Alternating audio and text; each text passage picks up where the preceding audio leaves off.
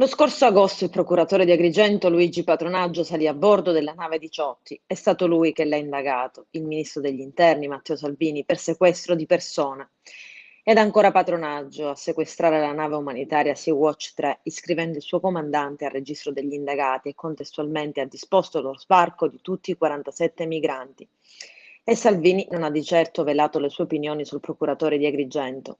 Se c'è favoreggiamento dell'immigrazione clandestina, chiunque agevoli sbarchi di immigrati irregolari dovrà vedersela con la legge, tuonava, lasciando balenare addirittura una denuncia contro il pubblico ministero. E poi ancora Salvini.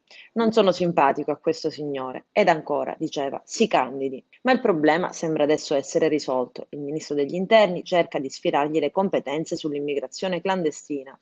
Questo attraverso l'articolo 3 del decreto sicurezza bis, in cui spunta un clamoroso accentramento di competenze in capo a poche procure, quelle distrettuali.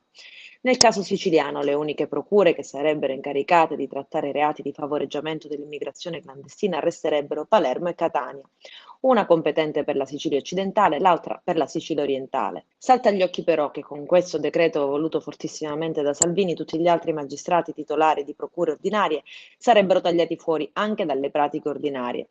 L'effetto pratico sarebbe che il magistrato, divenuto suo malgrado l'antagonista preferito di Salvini, ossia Patronaggio, non toccherebbe più palla.